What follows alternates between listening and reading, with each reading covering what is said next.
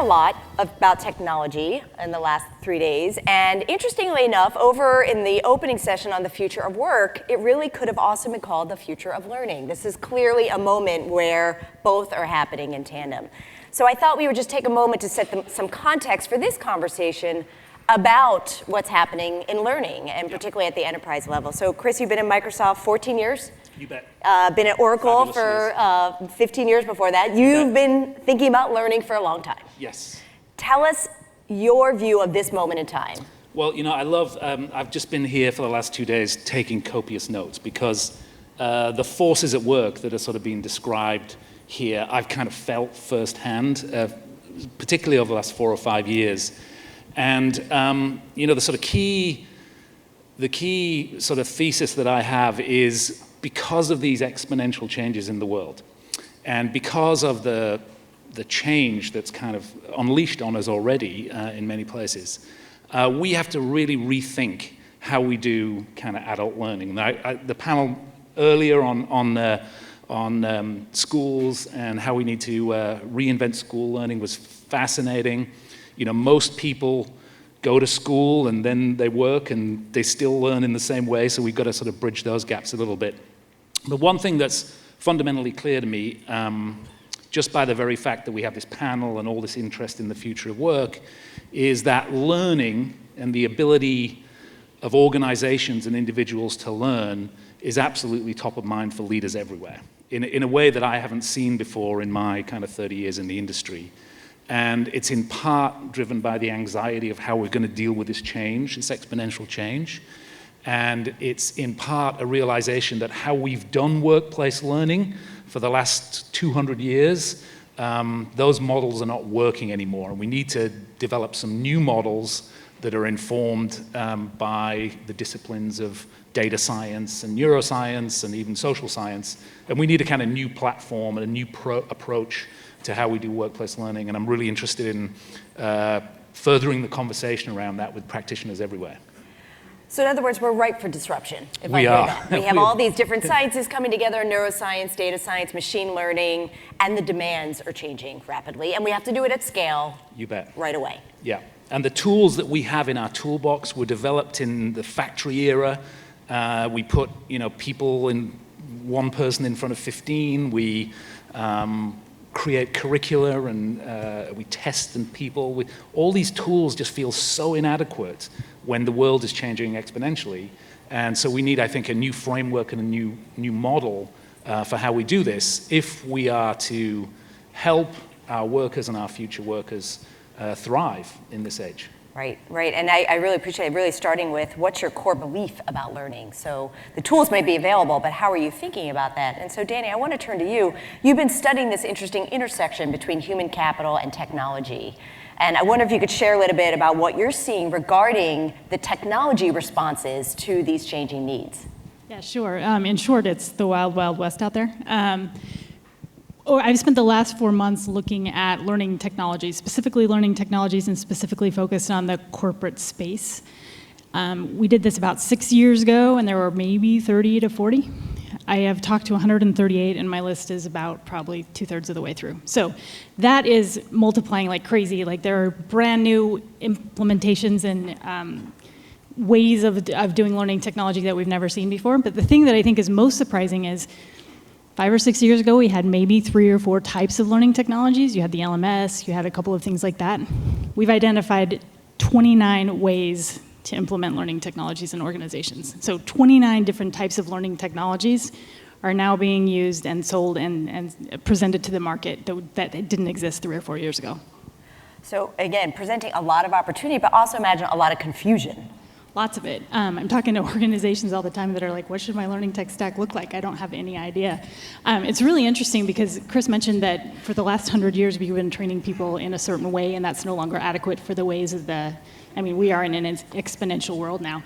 But we're seeing some really interesting things, like AI is one, and I think AR and VR is another. We're actually seeing different categories that are popping up that are fundamentally changing the way that we train people. So we're no longer just making what we used to do more efficient, we're actually using the technologies to teach people in different ways.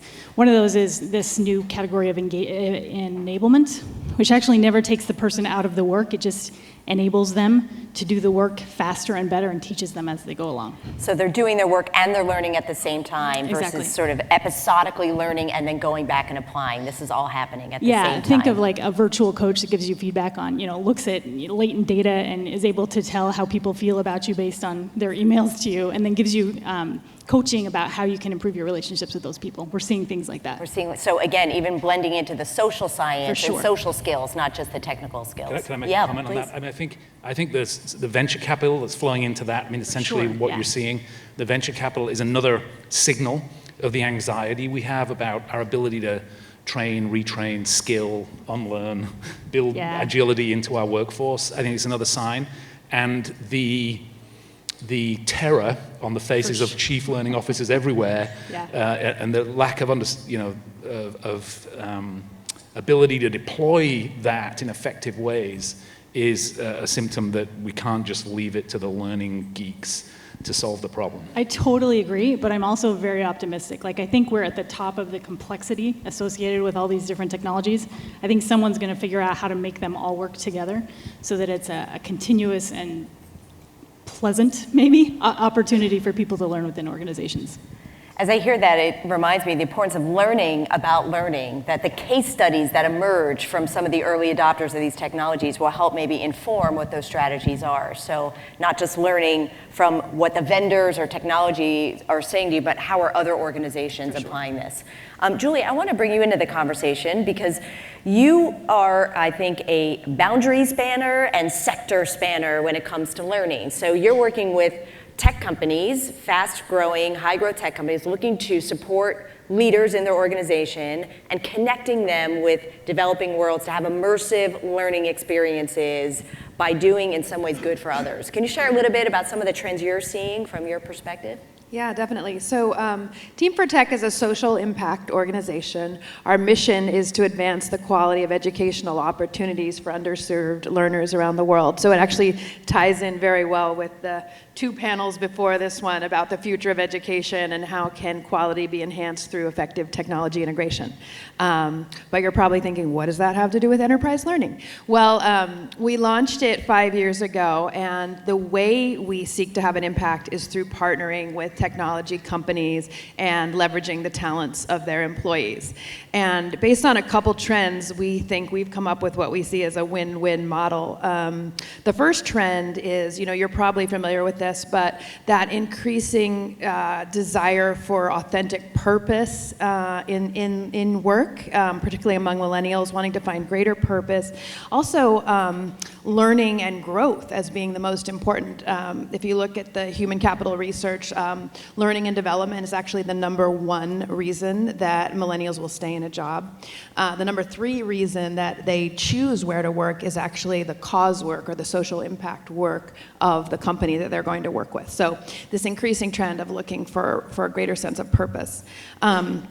So that's kind of the supply side of the equation. For the demand side, we actually looked at, what are the key skills that, in our case, these technology companies, but I think you can extrapolate to companies at large. What are the key capabilities that they need in their employees today? And so we looked at the human capital research, and we also validated it by looking at the corporate partners that we work with and what are the core competencies that they seek to cultivate. And they have some different terms, but I'm just going to kind of tell you what the 5 are. The first is resilience, grit, growth mindset. The second is customer-centered innovation, customer empathy. The third is inclusivity. The fourth is collaboration, more effective communication, teamwork. And then the fifth, solutions orientation, results-focused decision-making, everything that, Lisa, you've written about so much, this kind of volatile, uncertain, complex, ambiguous environment that people are working in. How can they manage that ambiguity and yet still make decisions and move forward? So I think both of those trends have come together to enable us to offer kind of an effective service learning program to our tech partners. Right, and have it be a strategic advantage for the tech partners that you partner with. Yeah, absolutely. Just curious, how many people here have taken a class on ambiguity? Grit? Some of these problem-finding skills we've been talking about, right? And yet we're asked to be masters at it every day.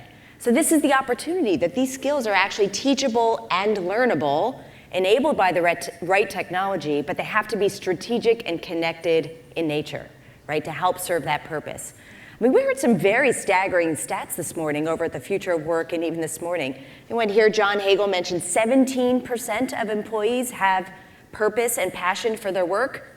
17. Let's do the other math, the other side of the equation. How many people are not passionate about their work, right? What's that math there? Yeah, I think 83. Linear math right there. 83%. I got you. Yes. But in terms, I think organizations are getting that in terms of recruitment, differentiating themselves by providing, by investing in people's skills and capabilities for the long term, and also by providing a sense of purpose. These two things sort of go hand in hand, I think, in terms of being differentiated in the talent marketplace, which is, boy, is getting pretty tight. Yes, it is. It is, and it comes down to leadership. I want to turn now a little bit to leadership and the human side of this equation. So we often have talked about learning sitting under the human capital department. And we've been talking a lot, as we said, the last 2.5 days here at Singularity's Global Summit about technology. Well, what about the human side? So let's talk a little bit about what do humans need, what are they looking for, how do we put humans back into the work equation by thinking about how to create value for them and how they can create value for their organization. So Dani, I know this is something you've been studying a lot about, both at RedThread as well as your previous position as a principal analyst at Burson by Deloitte, where you've been part of studying these human capital trend reports. Tell us a little bit about what you've seen around putting the human back in human capital. Yeah, I'm going to hit this one a little sideways. There are two conversations going out there right now in cyberspace. The first one is we got to be better to our humans. In general, organizations need to be better to their humans. And we see that through sort of the uptick in wellness and yoga classes and nap pods and whatever else organizations are putting into place to basically be better to their humans. The other thing that we're seeing is, I just completely lost my train of thought there. The conversation about AI, this conference is the happiest conversation I've heard about AI and robotics that in a really long time, because there's a lot of fear-mongering out there. Everybody's afraid that the robots are going to come for their jobs. There's actually a website out there. How many have gone to willarobottakemyjob.org? It's really interesting. You type in your title or whatever, and it'll tell you how likely it is that a robot is going to take your job in the next little while. So these two things are happening. We need to be better to our humans, and everyone's afraid that they're going to lose their jobs. So a while ago, I started thinking, okay, well, what is it about humans that is unique? Like, what can the robots not do, and what can the chimps not do? And I dove into the research, the psychology research. Turns out there isn't a lot of human capital research on this. Psychology research, I looked at the religious research, I looked at the anthropology research, and it turns out that there are 4 things, aside from our opposable thumbs, that humans have that make us unique, that have put us on top of the food chain. And those 4 things are, first, we tell stories. We have this thing called episodic memory that basically allows us to remember not only what we did and when we did it, but how we felt about it. And because we have that, we're able to motivate people in ways that animals don't and robots don't. The second one is the ability to picture different futures. If you think about this one, this is what all organizations are trying to do. The innovation, all of that kind of stuff revolves around being able to picture a different future and then work toward it. We do it, the robots definitely don't do it, and the chimps can't do it. The third one is this idea of collaboration that you mentioned. We, in our nature, are born to collaborate. We collaborate as humans much longer than it's personally useful to us. Other animals will collaborate, but it's for survival. We are helpers by nature. And then the fourth one is the use of tools. And this one may sound trite because we know that other animals can use simple tools to fish ants out of a hole or things like that. But think about the way that we've basically formed our world with tools. And now think about the way that we formed our mental world with tools. So when I was looking at those 138 technologies for learning, all of those are tools to help us change our mental states, which is a really big deal. So we actually did some quantitative research on this, and it turns out that organizations that focus on these 4 things have better financial outcomes, they're better at innovating, and they're also better at agilely responding to the market. That was a very long answer. No, but it was great. I mean, it's important to remember that there's research out there that helps us understand some of those uniquely human elements that we can amplify. And Julie, I feel like that's a lot of what your program is designed to do, to amplify the human element by putting leaders outside of their comfort zone and doing it in a very intentional way. So I wonder if you could talk a little bit about the design orientation of the kinds of capabilities that the leaders get exposed to, and then how that translates into impacting thousands of other humans because of that investment.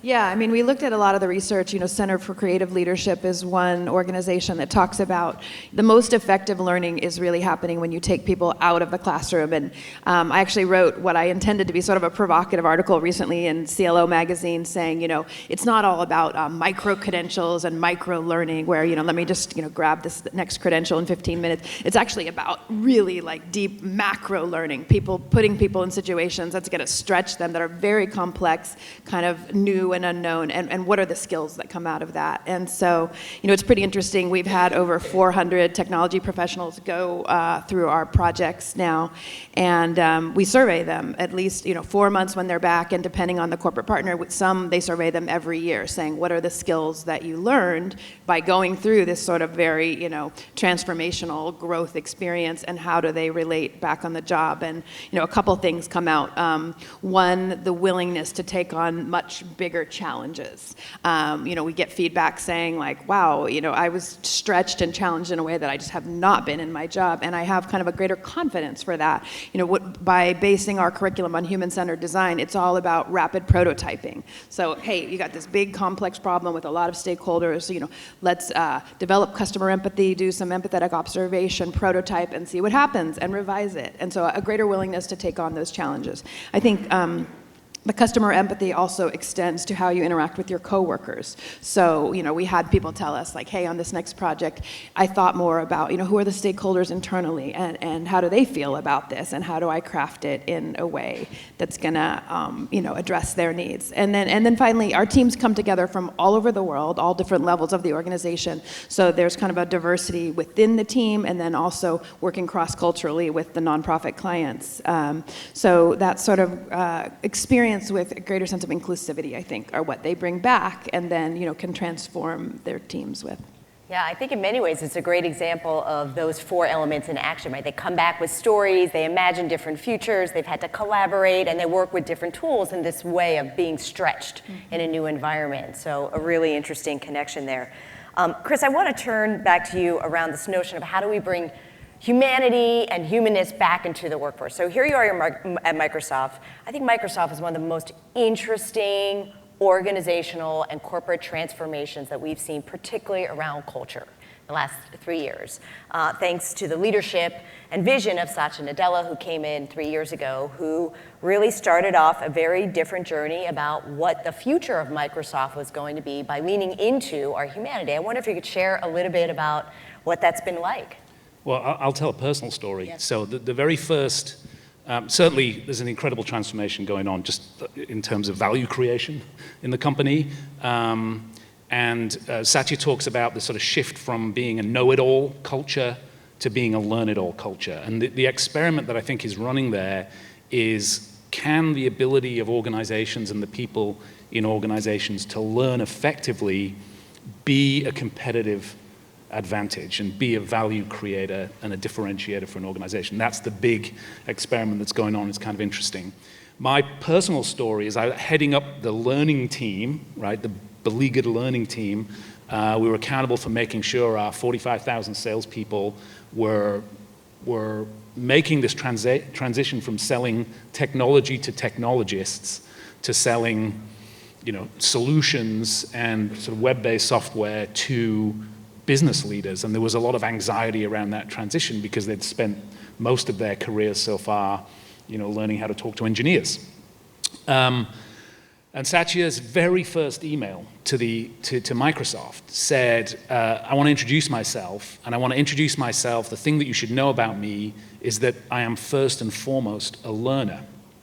He said, I sign up for more courses than I complete, and I buy more books than I can read. And immediately, my outlook is kind of blowing up with my 300 people kind of saying, oh, this is so cool. Satya's a learning geek. This is really great. And I am thinking, this is terrible.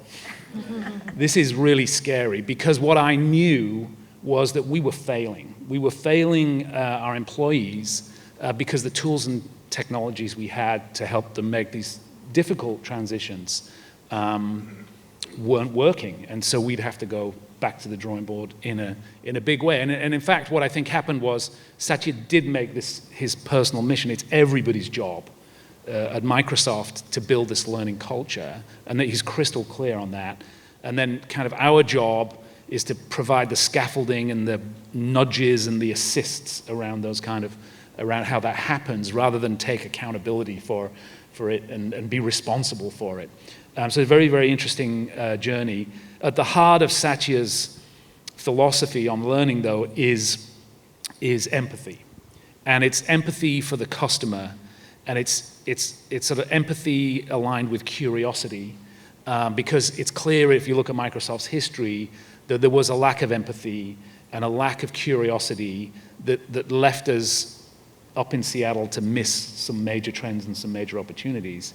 And so there's a fundamental business reason for resetting, and there's a very human reason for the approach that we're taking. And boy, does that make a difference when you're talking to potential hires. Boy, one thing we did was we blended our partner learning conference with our employee learning conference. I mean, this is a massive exercise that takes all of Las Vegas to lean in. But we're making a very bold point, and that is when we want to create a learning culture, just not for the people who carry a blue badge, but for the entire ecosystem. It's an amazing experiment, it's a lot of fun, but it's very hard. And we have to pull from the best thinking in data science and in neuroscience and the best thinking in social science even, to tap into those natural abilities that humans have to learn, and create value from that.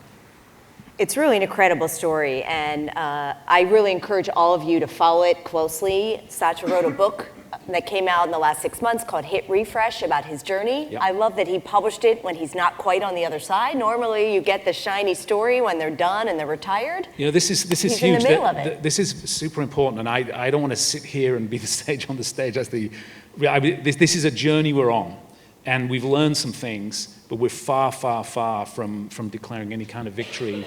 And in fact, Kathleen Hogan, who's our chief HR officer, has published a blog on the 10 things that have been hard about this culture shift, and we're very much on the way. Well, again, I think it really is a wonderful story that highlights that we are at a moment, certainly that I've ever seen in my 20 plus years of studying this and looking closely at the trends, where you have leadership, culture, learning, performance, all together in this DNA interwoven. They are not silos. Like, your organization may have individuals that are responsible for each one of these. They are all connected very, very seriously. And now we have the technology to enable it in very, very different and exciting ways. So yes, it is, the initial response is fear. And John talked about that this morning too, how technology is fueling this culture of fear, but it also can fuel a culture of possibility. And Satya says this in the book, where he says anything is possible for an organization if the culture is one of learning. And I think that's really critical, it takes leadership. All right, we just have a few minutes left. I want to talk a little bit about what's next. So we're at this pivot moment, right? This inflection point. What's on the horizon? What are you seeing? And what should our folks listening and learning from this think about doing immediately? What's one thing that they might start doing? So Dani, I wonder if you could kick us off. Yeah, I think the number one thing that organizations need to do is just change their mindset about learning. There are so many things that are steeped in tradition in organizations. We're even having conversations with these young startups, and the first thing they want to do is buy an LMS. We really have to get out of that and change the way that we think about learning, and almost go back to before the Industrial Revolution and figure out how they did it then, because I think those are the natural ways that people learn, and the natural ways that we can leverage to stay on top of the human race. Yeah, and just for practical purposes, in terms of the mindset, all of you can go back and just talk to 5 colleagues. Hey, what's exciting you? What are you curious about? Where does learning show up in your work? Where would you like to show up in your work? To start to have a different kind of conversation about learning. And in if they're on their way to buying a multi-million-dollar LMS, maybe put the brakes on it and say, how is this going to help us do our work? Yeah. Julie, what about you? Where are you seeing this going next? With our focus on technology companies, the war for talent right now is brutal. And I just think that learning and development is a requirement. I mean, millennials are saying it's the most important factor that, helps them, or, makes them decide to stay at a company. And so I would just say, companies know this now. And so what is effective learning and development? What does that look like? And I think we're seeing in all the research that it's not about these classroom models, these LMS systems. And so, how are you going to create these authentic learning and development experiences? And it's going to be outside of the classroom. It's going to be putting your employees in real world, tough situations where they're going to have to, develop tools and capabilities that are going to allow them to make decisions and move forward in an ambiguous context. So how are you going to do that? Yeah, so again, this notion that learning is the work. It is the work. It's not the back, the sport, it is the work. And Julie, you just had a great article in Fortune that came out as part of their Doing Well by Doing Good annual edition. And you mentioned this staggering statistic that blew me away of an SAP study that found the connection between engagement and actual return on investment. Yeah, I heard this a couple years ago from SAP in a presentation. I thought it was fascinating. Linking back to what you were saying about employee engagement, they worked with one of the large consulting firms and saw that for every percentage point increase in employee engagement, it translated to £40 million benefit to the bottom line. And so if you look at what are programs that effectively boost engagement, which I think is correlated with learning and development, these programs sometimes have a 14 percentage point delta. If you take the counterfactual, the baseline employee population versus those who have gone through these effective programs. So 14 times 40 million pounds, that's a lot. Yeah, so another very practical thing you could do, find out where your latest employee engagement study is, and if you don't have one, maybe think about doing one so that you can then start to make the case that this is actually going to help your profitability. Great, so Chris, close us out. What are something that you're excited about looking towards the future? Well, I'm really excited about the convergence of these sort of sciences around how we can do learning more effectively. But I think I want to close on something that the young student said in the first panel, which is guidance that I share with with chief learning officers everywhere. He said, the teachers I like best are the ones who got out of the way. And I think that one very quick story, at Microsoft we had a tradition every year where 40,000 people sat in a cold baseball park eating soggy sandwiches and listening to executive after executive tell them how great the year ahead was going to be. We completely blew that up and replaced it with 1 week, which is called 1 week, where employees can elect to form teams around whatever topics they want and hack on problems and create solutions. And that statement is so massive of Microsoft in saying you have permission to be a learner, you have permission to teach each other, you have permission to solve problems that you think need to be solved. This is not a top-down recommendation, so get out of the way and watch the learning happen. Yeah, fantastic. All right, well, I hope you are all leaving this conversation feeling more inspired, motivated, ready to actually do something to put learning at the center of work. Your colleagues will thank you, and so will your chief financial officer. So thank you so much for joining us, and thank our panelists. Thank you.